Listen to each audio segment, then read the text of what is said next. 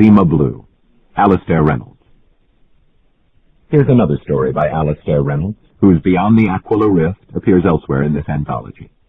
In this one, he investigates a mysterious artist for whom no canvas is too big, and whose origins are unknown, perhaps even to himself. After the first week, people started drifting away from the island. The viewing stands around the pool became emptier by the day. The big tourist ships hauled back toward interstellar space. Art fiends, commentators, and critics packed their bags in Venice. Their disappointment hung over the lagoon like a miasma. I was one of the few who stayed on Murjek, returning to the stands each day. I'd watch for hours, squinting against the trembling blue light reflected from the surface of the water. Face down, Zima's pale shape moved so languidly from one end of the pool to the other that it could have been mistaken for a floating corpse. As he swam, I wondered how I was going to tell his story, and who was going to buy it. I tried to remember the name of my first newspaper back on Mars. They wouldn't pay as much as some of the bigger titles, but some part of me liked the idea of going back to the old place. It had been a long time. I queried the AM, wanting it to jog my memory about the name of the paper. There'd been so many since, hundreds by my reckoning. But nothing came. It took me another yawning moment to remember that I'd dismissed the AM the day before. "You're on your own, Carrie," I said. "Start getting used to it." In the pool, the swimming figure ended a length and began to swim back toward me. 2 weeks earlier, I'd been sitting in the Piazza San Marco at noon, watching white figurines glide against the white marble of the clock tower. The sky over Venice was jammed with ships parked hull to hull.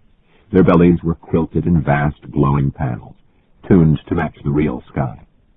The view reminded me of the work of a pre-expansion artist who had specialized in eye-wrenching tricks of perspective and composition, endless waterfalls, interlocking lizards. I formed a mental image and queried the fluttering presence of the AM, but it couldn't retrieve the name. I finished my coffee and steeled myself for the bill. I'd come to this white marble version of Venice to witness the unveiling of Zima's final work of art. I'd had an interest in the artist for years, and I'd hoped I might be able to arrange an interview. Unfortunately, several thousand other members of the in-crowd had come up with exactly the same idea. Not that it mattered what kind of competition I had anyway. Zima wasn't talking. The waiter placed a folded piece of card on my table. All we'd been told was to make our way to Murjek, a waterlogged world most of us had never heard of before.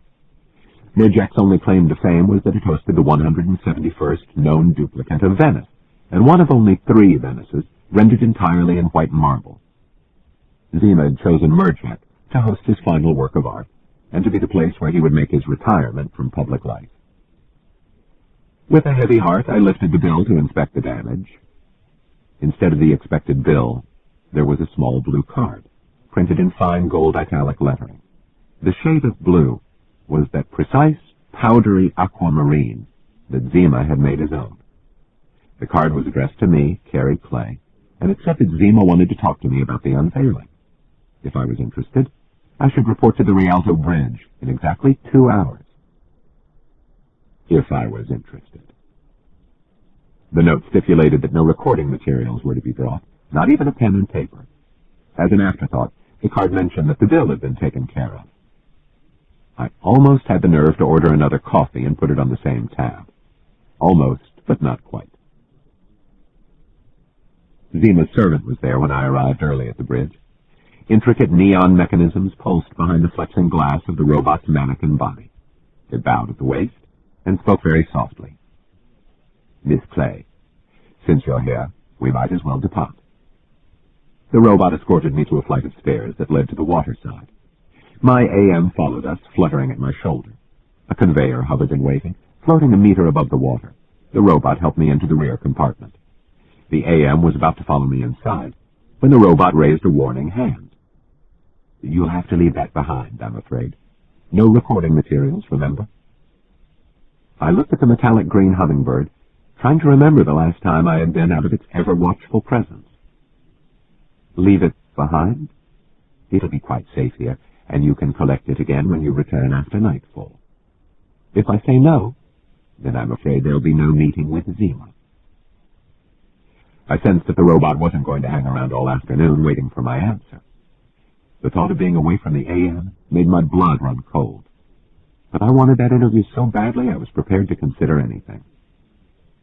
I told the AM to stay here until I returned. The obedient machine reversed away from me in a flash of metallic green. It was like watching a part of myself drift away. The glass hull wrapped itself around me, and I felt a surge of unnulled acceleration. Venice tilted below us, then streaked away to the horizon. I formed a test query, asking the AM to name the planet where I'd celebrated my 700th birthday. Nothing came. I was out of query range, with only my own age-saturated memory to rely on. I leaned forward. "Are you authorized to tell me what this is about?" "I'm afraid he didn't tell me," the robot said, making a face appear in the back of his head. "But if at any moment you feel uncomfortable, we can return to Venice." "I'm fine for now." "Who else got the blue card treatment?" "Only you, to the best of my knowledge." "And if I declined, were you supposed to ask someone else?" "No," the robot said. "But let's face it, Miss Clay, you weren't very likely to turn him down." As we flew on, the conveyor's shock wave gouged a foaming channel in the sea behind it. I thought of a brush drawn through wet paint on marble, exposing the white surface beneath. I took out Zima's invitation and held it against the horizon ahead of us, trying to decide whether the blue was a closer match to the sky or the sea. Against these two possibilities, the card seemed to flicker indeterminately. Zima Blue. It was an exact thing, specified scientifically in terms of angstroms and intensities. If you were an artist, you could have a batch of it mixed up according to that specification. But no one ever used Zima Blue, unless they were making a calculated statement about Zima himself. Zima was already unique by the time he emerged into the public eye. He had undergone radical procedures to enable him to tolerate extreme environments without the burden of a protective suit. Zima had the appearance of a well-built man wearing a tight body stocking, unless you were close and you realized that this was actually his skin. Covering his entire form, it was a synthetic material that could be tuned to different colors and textures depending on his mood and surroundings. It could approximate clothing if the social circumstances demanded it. The skin could contain pressure when he wished to experience vacuum, and stiffen to protect him against the crush of a gas giant planet. Despite these refinements, the skin conveyed a full range of sensory impressions to his mind. He had no need to breathe, since his entire cardiovascular system had been replaced by closed-cycle life support mechanisms. He had no need to eat or drink, no need to dispose of bodily waste. Tiny repair machines swarmed through his body, allowing him to tolerate radiation doses that would have killed an ordinary man in minutes. With his body thus armored against environmental extremes, Zima was free to seek inspiration where he wanted. He could drift free in space, staring into the face of a star, or wander the searing canyons of a planet where metals ran like lava. His eyes had been replaced by cameras, sensitive to a huge swath of the electromagnetic spectrum, wired into his brain via complex processing modules. A synesthetic bridge allowed him to hear visual data as a kind of music, to see sounds as a symphony of startling colors. His skin functioned as a kind of antenna, giving him sensitivity to electrical field changes. When that wasn't sufficient, he could tap into the data feeds of any number of accompanying machines. Given all this, Zima's art couldn't help but be original and attention-grabbing. His landscapes and star fields had a heightened, ecstatic quality about them, awash in luminous, jarring colors and eye-wrenching tricks of perspective. Painted in traditional materials, but on a huge scale, they quickly attracted a core of serious buyers. Some found their way into private collections, but Zima murals also started popping up in public spaces all over the galaxy. Tens of meters across, the murals were nonetheless detailed down to the limits of vision. Most had been painted in one session. Zima had no need for sleep, so he worked uninterrupted until a piece was complete. The murals were undeniably impressive. From a standpoint of composition and technique, they were unquestionably brilliant. But there was also something bleak and chilling about them. They were landscapes without a human presence, save for the implied viewpoint of the artist himself. Put it this way, They were nice to look at, but I wouldn't have hung one in my home. Not everyone agreed, obviously, or else Zima wouldn't have sold as many works as he had. But I couldn't help wondering how many people were buying the pictures because of what they knew about the artist, rather than because of any intrinsic merit in the works themselves. That was how things stood when I first paid attention to Zima. I filed him away as interesting but kitschy. Maybe worth a story if something else happened to either him or his art. Something did, but it took a while for anyone, including me, to notice. One day, after a longer than usual gestation period, Zima unveiled a mural that had something different about it. It was a picture of a swirling, star-pocked nebula from the vantage point of an airless rock. Perched on the rim of a crater in the middle distance, blocking off part of the nebula, was a tiny blue square. At first glance, it looked as if the canvas had been washed blue, and Zima had simply left a small area unpainted. There was no solidity to the square, no detail or suggestion of how it related to the landscape or the backdrop. It cast no shadow and had no tonal influence on the surrounding colors. But the square was deliberate. Close examination showed that it had indeed been overpainted over the rocky lip of the crater. It meant something. The square was just the beginning. Thereafter, every mural that Zima released to the outside world contained a similar geometric shape, a square, triangle, oblong, or some similar form embedded somewhere in the composition. It was a long time before anyone noticed that the shade of blue was the same from picture to picture. It was Zima Blue, the same shade of blue as on the gold-lettered card. Over the next decade or so, the abstract shapes became more dominant, squeezing out the other elements of each composition. The cosmic vistas ended up as narrow borders, framing blank circles, triangles, rectangles. Where his earlier work had been characterized by exuberant brushwork and thick layers of paint, the blue forms were rendered with mirror smoothness. Intimidated by the intrusion of the abstract blue forms, casual buyers turned away from Zima. Before very long, Zima unveiled the first of his entirely blue murals. Large enough to cover the side of a 1,000-story building, the mural was considered by many to be as far as Zima could take things. They couldn't have been more wrong. I felt the conveyor slowing as we neared a small island, the only feature in any direction. "You're the first to see this," the robot said.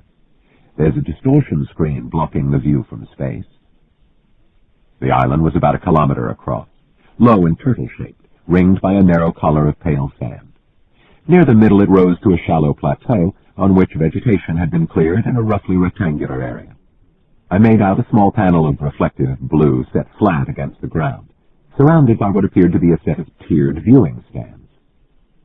The conveyor shed altitude and speed, bobbing down until it stopped just outside the area enclosed by the viewing stands. It came to rest next to a low white, pebble-dashed chalet I had noticed during our approach. The robot stepped out and helped me from the conveyor. "Zima will be here in a moment," it said, before returning to the conveyor and vanishing back into the sky. Suddenly I felt very alone and very vulnerable. A breeze came in from the sea, blowing sand in my eyes. The sun was creeping down toward the horizon, and soon it would be getting chilly. Just when I was beginning to feel the itch of panic, a man emerged from the chalet, rubbing his hands briskly. He walked toward me, following a path of paved stones. "Glad you can make it, Carrie." It was Zima, of course, and in a flash I felt foolish for doubting that he would show his face. "Hi," I said lamely. Zima offered his hand. I shook it, feeling the slightly plastic texture of his artificial skin. Today it was a dull pewter gray. "Let's go and sit on the balcony. It's nice to watch the sunset, isn't it?" "Nice," I agreed. He turned his back to me and set off in the direction of the chalet. As he walked, his muscles flexed and bulged beneath the pewter flesh. There were scale-like glints in the skin on his back, as if it had been set with a mosaic of reflective chips. He was beautiful, like a statue, muscular, like a panther. He was a handsome man, even after all his transformations, but I had never heard of him taking a lover or having any kind of a private life at all. His art was everything. I followed him, feeling awkward and tongue-tied. Zima led me into the chalet, through an old-fashioned kitchen and an old-fashioned lounge, full of 1,000-year-old furniture and ornaments. "How was the flight?" "Fine." He stopped suddenly and turned to face me. "I forgot to check. Did the robot insist that you leave behind your aide-memoire?" "Yes." "Good. It was you I wanted to talk to, Carrie, not some surrogate recording device." "Me?" The pewter mask of his face formed a quizzical expression. "Do you do multi-syllables, or are you still working up to that?" Relax," he said. "I'm not here to test you, or humiliate you, or anything like that. This isn't a trap, and you're not in any danger. You'll be back in Venice by midnight." "I'm okay," I managed. "Just a bit starstruck." "Well, you shouldn't be. I'm hardly the first celebrity you've met, am I?" "Well, no, but people find me intimidating," he said. "They get over it eventually, and then wonder what all the fuss was about." "Why me?" "Because you kept asking nicely," Zima said. "Be serious." "All right. There's a bit more to it than that, although you did ask nicely. I've enjoyed much of your work over the years. People have often trusted you to set the record straight, especially near the ends of their lives. You talked about retiring, not dying. Either way, it would still be a withdrawal from public life. Your work has always seemed truthful to me, Carrie. I'm not aware of anyone claiming misrepresentation through your writing." "It happens now and then," I said. "That's why I always make sure there's an AM on hand, so no one can dispute what was said." "That won't matter with my story," Zima said. I looked at him shrewdly. "There's something else, isn't there? Some other reason you pulled my name out of the hat." "I'd like to help you," he said. When most people speak about his blue period, they mean the era of the truly huge murals. By huge, I do mean huge. Soon they had become large enough to dwarf buildings and civic spaces, large enough to be visible from orbit.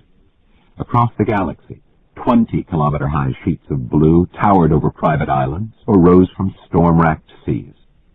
Expense was never a problem, since Zima had many rival sponsors who competed to host his latest and biggest creation. The panels kept on growing until they required complex sloth-tech machinery to hold them aloft against gravity and weather. They pierced the tops of planetary atmospheres jutting into space. They glowed with their own soft light. They curved around in arcs and fans so that the viewer's entire visual field was saturated with blue. By now, Zima was hugely famous, even to people who had no particular interest in art. He was the weird cyborg celebrity who made huge blue structures, the man who never gave interviews or hinted at the private significance of his art. But that was 100 years ago. Zima wasn't even remotely done.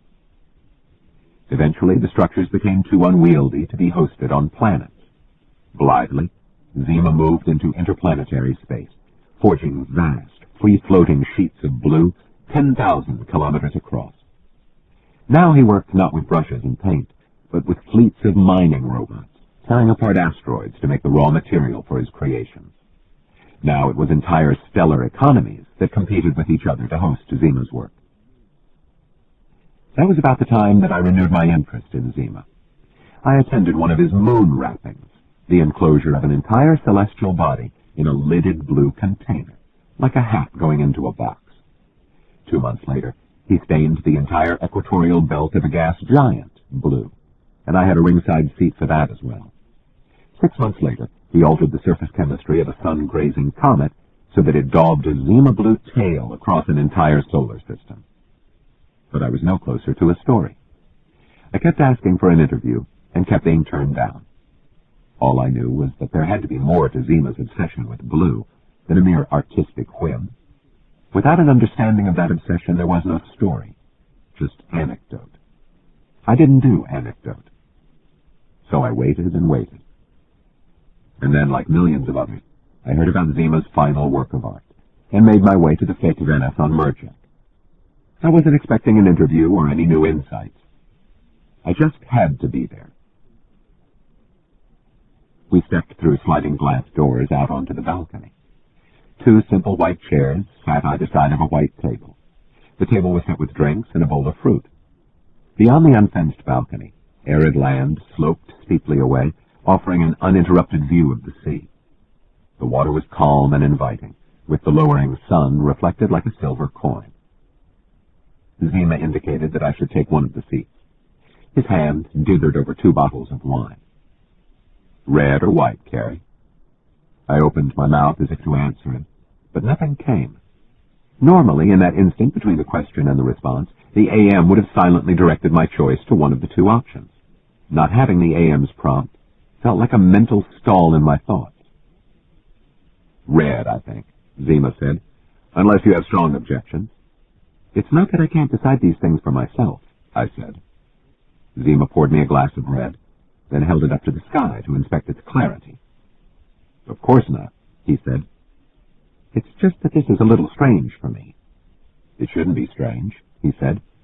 "This is the way you've lived your life for hundreds of years." "The natural way, you mean?"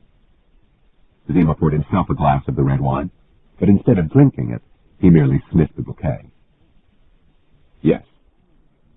"But there isn't anything natural about being alive 1,000 years after I was born," I said. "My organic memory reached saturation point about 700 years ago. My head's like a house with too much furniture. Move something in, you have to move something out." "Let's go back to the wine for a moment," Zima said. "Normally you'd have relied on the advice of the AM, wouldn't you?" I shrugged. "Yes." "Would the AM always suggest one of the 2 possibilities? Always red wine, or always white wine, for instance?" "It's not that simplistic," I said. "If I had a strong preference for one over the other, then yes, the AM would always recommend one wine over the other. But I don't. I like red wine sometimes and white wine other times. Sometimes I don't want any kind of wine." I hoped my frustration wasn't obvious, but after the elaborate charade with the blue card, the robot, and the conveyor, the last thing I wanted to be discussing with Zima was my own imperfect recall. "Then it's random?" he asked. "The AM would have been just as likely to say red as white?" "No, it's not like that either. The AM's been following me around for hundreds of years. It's seen me drink wine a few 100,000 times under a few 100,000 different circumstances. It knows with a high degree of reliability what my best choice of wine would be given any set of parameters." "And you follow that advice unquestioningly?" I sipped at the red. "Of course. Wouldn't it be a little childish to go against it just to make a point about free will? After all, I'm more likely to be satisfied with the choice it suggests." "But unless you ignore that suggestion now and then, won't your whole life become a set of predictable responses?" "Maybe," I said. "But is that so very bad? If I'm happy, what do I care?" "I'm not criticizing you," Zima said. He smiled and leaned back in his seat, diffusing some of the tension caused by his line of questioning. "Not many people have an AM these days, do they?" "I wouldn't know," I said. "Less than 1% of the entire galactic population."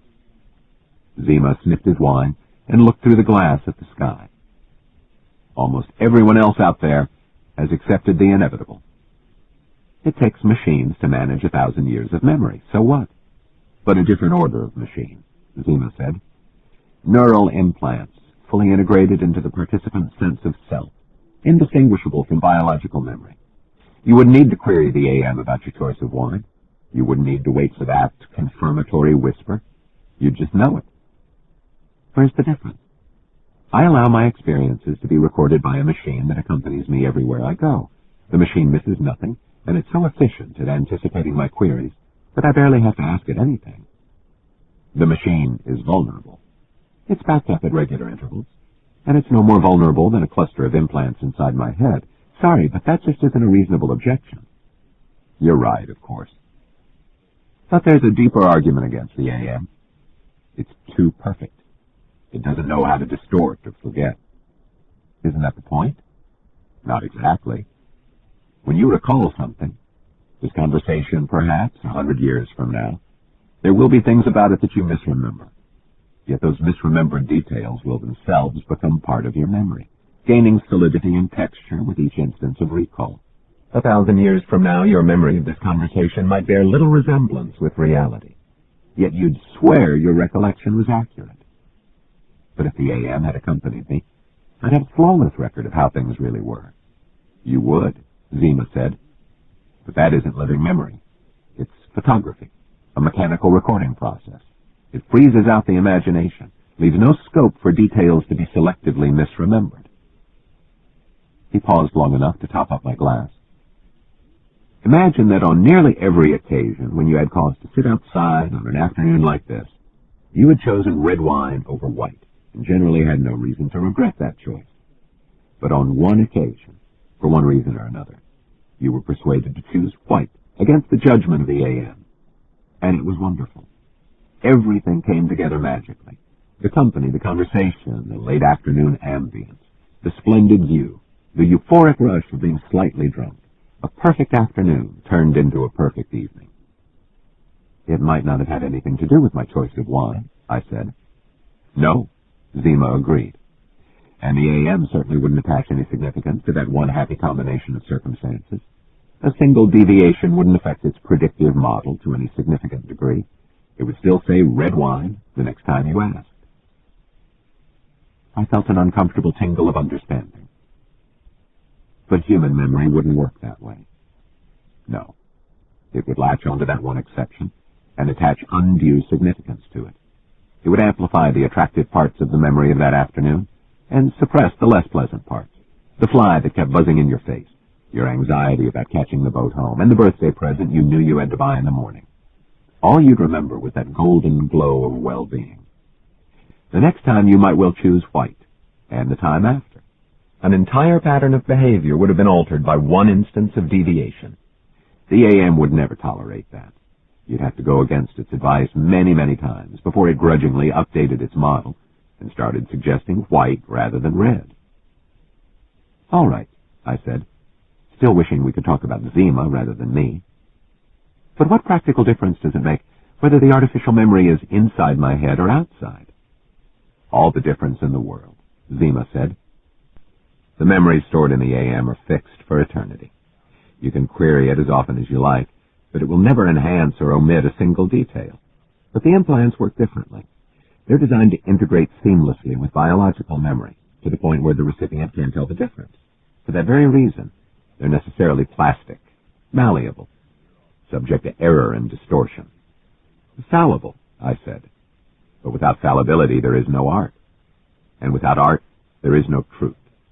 Fallibility leads to truth. That's a good one.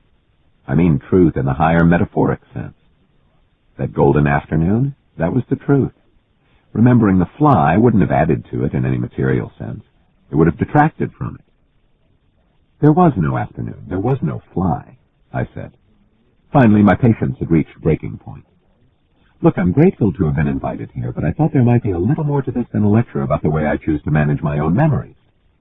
Actually, Zima said, there was a point to this after all, and it is about me. But it's also about you. He put down the glass. Shall we take a little walk? I'd like to show you the swimming pool. The sun hasn't gone down yet, I said. Zima smiled. There'll always be another one. He took me on a different route through the house, leaving by a different door than the one we'd come in by. A meandering path climbed gradually between white stone walls, bathed now in gold from the lowering sun. Presently we reached the flat plateau I'd seen on my approach in the conveyor. The things I'd thought were viewing stands were exactly that, terraced structures about 30 meters high, with staircases at the back leading to the different levels. Zima led me into the darkening shadow under the nearest stand, then through a private door that led into the enclosed area. The blue panel I'd seen during the approach turned out to be a modest, rectangular swimming pool drained of water. Zima led me to the edge. A swimming pool, I said. You weren't kidding. This is what the stands are all about. This is where it will happen, Zima said. The unveiling of my final work of art and my retirement from public life. The pool wasn't quite finished. In the far corner, a small yellow robot glued ceramic tiles into place. The part near us was fully tiled, but I couldn't help noticing that the tiles were chipped and cracked in places. The afternoon light made it hard to be sure. We were in deep shadow now, but their color looked to be very close to Zima Blue. After painting entire planets, isn't this a bit of a letdown? I asked. Not for me, Zima said. For me, this is where the quest ends. This is what it was all leading up to. A shabby-looking swimming pool?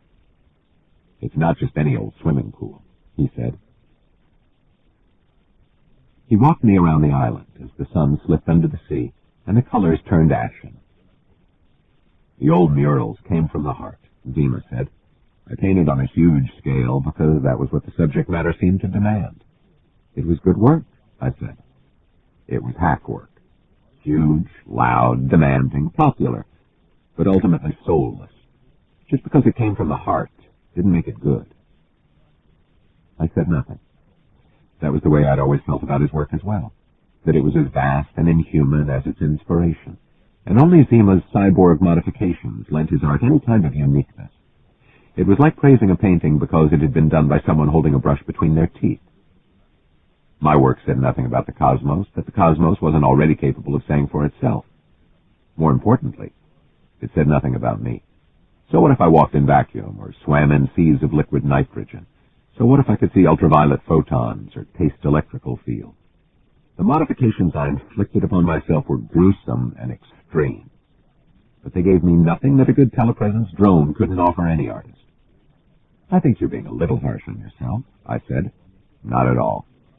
I can say this now because I know that I did eventually create something worthwhile. But when it happened, it was completely unplanned. You mean the blue stuff? The blue stuff, he said, nodding. It began by accident. A misapplication of color on a nearly finished canvas, a smudge of pale aquamarine blue against near black. The effect was electric.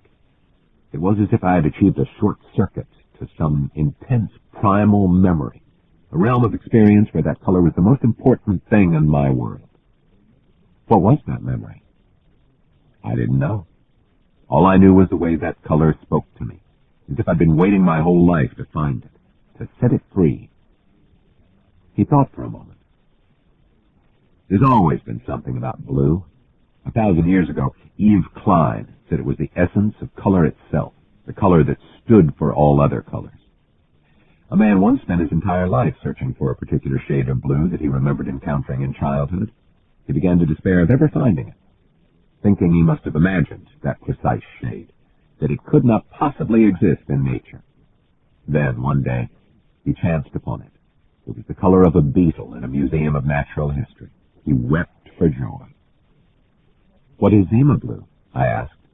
Is it the color of a beetle? No, he said. It's not a beetle. But I had to know the answer, no matter where it took me. I had to know why that color meant so much to me, and why it was taking over my art. You allowed it to take over, I said. I had no choice. As the blue became more intense, more dominant, I felt I was close to an answer. I felt that if only I could immerse myself in that color, then I would know everything I desired to know. I would understand myself as an artist. And? Did you? I understood myself, Zima said. But it wasn't what I expected. What did you learn? Zima was a long time answering me. We walked on slowly, me lagging slightly behind his prowling, muscular form. It was getting cooler now, and I began to wish I'd had the foresight to bring a coat. I thought of asking Zima if he could lend me one, but I was concerned not to derail his thoughts from wherever they were headed. Keeping my mouth shut had always been the toughest part of the job. We talked about the fallibility of memory, he said. Yes. My own memory was incomplete. Since the implants were installed, I remembered everything, but that only accounted for the last 300 years of my life. I knew myself to be much older. But of my life before the implants, I recalled only fragments, shattered pieces that I did not quite know how to reassemble. He slowed and turned back to me, the dulling orange light on the horizon catching the side of his face. I knew I had to dig back into that past if I was ever to understand the significance of Zima Blue. How far back did you get? It was like archaeology, he said. I followed the trail of my memories back to the earliest reliable event, which occurred shortly after the installation of the implant. This took me to Kharkov 8, a world in the Garland Bight, about 19,000 light years from here. All I remembered was the name of a man I had known there, called Kobargo. Kobargo meant nothing to me. But even without the AM, I knew something of the Garland Bight. It was a region of the galaxy encompassing 600 habitable systems, squeezed between three major economic powers. In the Garland Bight, normal interstellar law did not apply. It was fugitive territory. Kharkov 8 specialized in a certain kind of product, Zima said. The entire planet was geared up to provide medical services of a kind unavailable elsewhere. Illicit cybernetic modifications, that kind of thing. Is that where... I left the sentence unfinished. That is where I became what I am, Zima said. Of course, I made further changes to myself after my time on Kharkov 8, improving my tolerance to extreme environments, improving my sensory capabilities, but the essence of what I am was laid down under the knife in Kobargo's clinic. So before you arrived on Kharkov 8, you were a normal man? I asked. This is where it gets difficult, Zima said, picking his way carefully along the trail. Upon my return, I naturally tried to locate Kobargo. With his help, I assumed I would be able to make sense of the memory fragments I carried in my head. But Kobargo was gone, vanished elsewhere into the Bight. The clinic remained, but now his grandson was running it. I bet he wasn't keen on talking. No, he took some persuading. Thankfully, I had means. A little bribery, a little coercion. He smiled slightly at that. Eventually, he agreed to open the clinic records and examine his grandfather's log of my visit. We turned a corner. The sea and the sky were now the same inseparable gray, with no trace of blue remaining. What happened? The records say that I was never a man, Zima said. He paused a while before continuing, leaving no doubt as to what he had said. Zima never existed before my arrival in the clinic. What I wouldn't have done for a recording drone, or failing that, a plain old notebook and pen. I frowned, as if that might make my memory work just that little bit harder. Then who were you? A machine, he said. A complex robot, an autonomous artificial intelligence. I was already centuries old when I arrived on Kharkov 8, with full legal independence. No, I said, shaking my head. You're a man with machine parts, not a machine. The clinic records were very clear. I had arrived as a robot. An androform robot, certainly, but an obvious machine nonetheless. I was dismantled, and my core cognitive functions were integrated into a vat-grown biological host body. With one finger, he tapped the pewter side of his skull. There's a lot of organic material in here, and a lot of cybernetic machinery. It's difficult to tell where one begins and the other ends. Even harder to tell which is the master and which is the slave. I looked at the figure standing next to me, trying to make the mental leap needed to view him as a machine, albeit a machine with soft cellular components, rather than a man. I couldn't, not yet. I stalled. The clinic could have lied to you. I don't think so. They would have been far happier had I not known. All right, I said. Just for the sake of argument, those were the facts. They were easily verified. I examined the customs records for Kharkov 8 and found that an autonomous robot entity had entered the planet's airspace a few months before the medical procedure. Not necessarily you. No other robot entity had come near the world for decades. It had to be me. More than that, the records also showed the robot's port of origin, which was a world beyond the Bight, Lintan 3 in the Moira archipelago. The AM's absence was like a missing tooth. I don't know if I know it.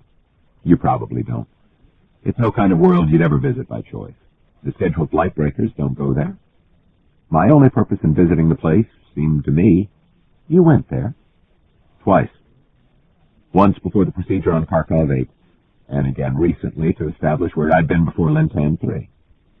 The evidence trail was beginning to get muddy, to say the least, but I asked the right kinds of questions, poked at the right kinds of database, and finally found out where I'd come from. But that still wasn't the final answer. There were many worlds, and the chain was fainter with each that I visited. But I had persistence on my side. And money. And money, Zima said, acknowledging my remark with a polite little nod. That helped incalculably. So what did you find, in the end? I followed the trail back to the beginning. On Kharkov 8, I was a quick-thinking machine with human-level intelligence. But I hadn't always been that clever, that complex. I'd been augmented in steps as time and circumstances allowed. By yourself? Eventually, yes. That was when I had autonomy, legal independence. But I had to reach a certain level of intelligence before I was allowed that freedom. Before that, I was a simpler machine, like an heirloom or a pet. I was passed from one owner to the next between generations. They added things to me. They made me cleverer.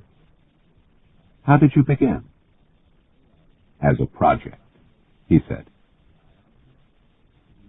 Zima led me back to the swimming pool. Equatorial night had arrived quickly, and the pool was bathed now in artificial light from the many floods arrayed above the viewing stands.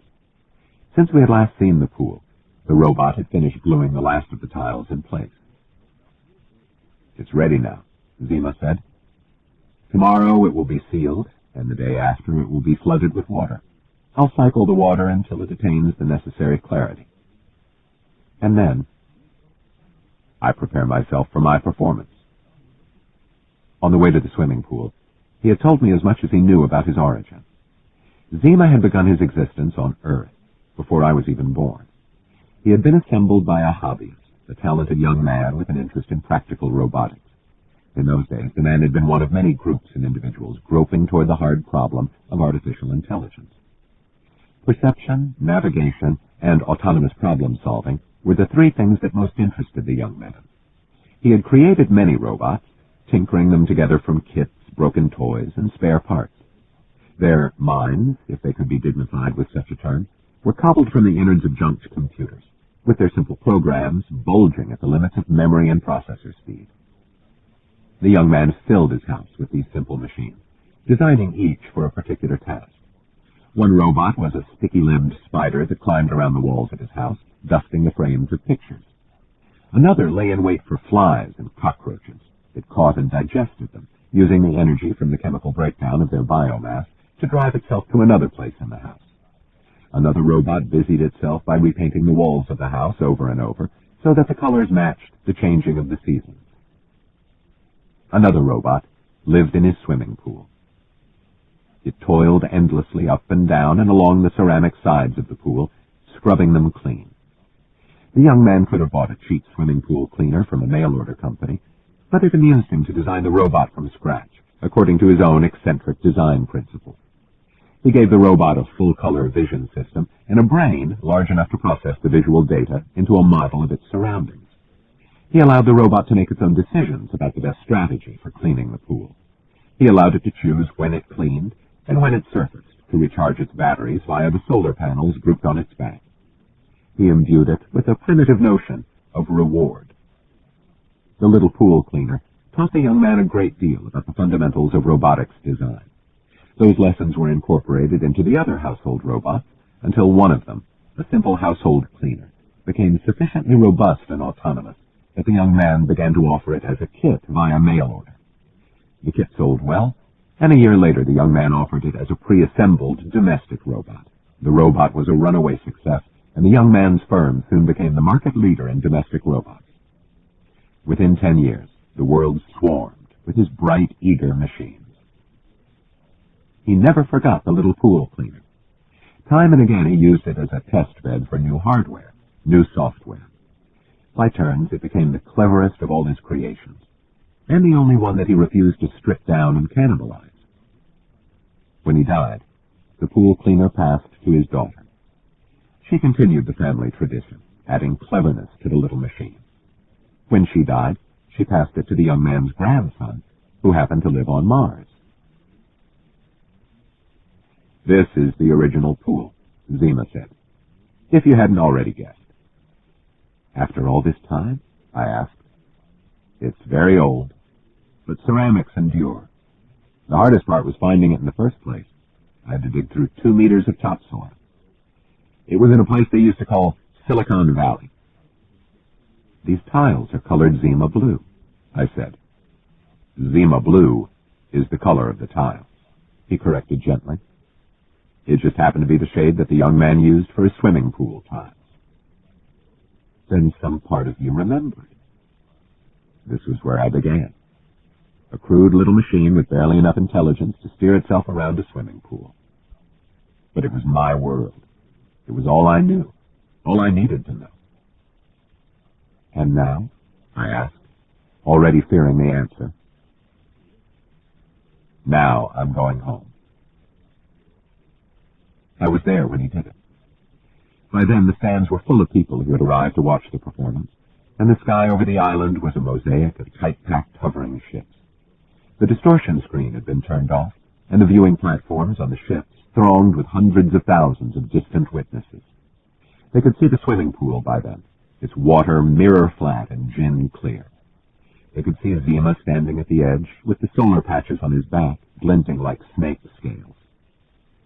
None of the viewers had any idea of what was about to happen, or its significance. They were expecting something, the public unveiling of a work that would presumably trump everything Zima had created before then. But they could only stare in puzzled concern at the pool, wondering how it could possibly measure up to those atmosphere-piercing canvases, or those entire worlds wrapped in shrouds of blue. They kept thinking that the pool had to be a diversion. The real work of art, the piece that would herald his retirement, must be somewhere else, as yet unseen, waiting to be revealed in all its immensity. That was what they thought. But I knew the truth. I knew it as I watched Zima stand at the edge of the pool and surrender himself to the blue. He told me exactly how it would happen. The slow, methodical shutting down of higher brain functions. It hardly mattered that it was all irreversible. There wouldn't be enough of him left to regret what he had lost. But something would remain. A little kernel of being. Enough of a mind to recognize its own existence. Enough of a mind to appreciate its surroundings, and to extract some trickle of pleasure and contentment from the execution of a task, no matter how purposeless. He would never need to leave the pool. The solar patches would provide him with all the energy he needed. He would never age, never grow ill. Other machines would take care of his island, protecting the pool and its silent, slow swimmer from the ravages of weather and time. Centuries would pass, thousands of years, and then millions.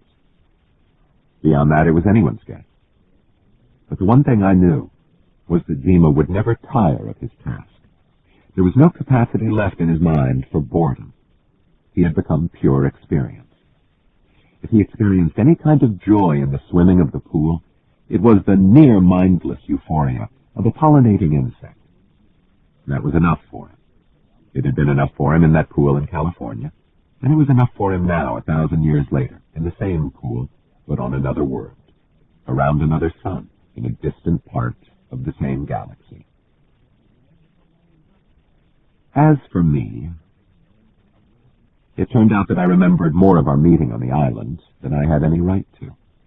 Make of that what you will, but it seemed I didn't need the mental crutch of my AM quite as much as I'd always imagined. Zima was right. I'd allowed my life to become scripted, laid out like a blueprint. It was always red wine with sunsets, never the white. Aboard the outbound lightbreaker, a clinic installed a set of neural memory extensions that should serve me well for the next 400 or 500 years. One day I'll need another solution, but I'll cross that particular mnemonic bridge when I get there.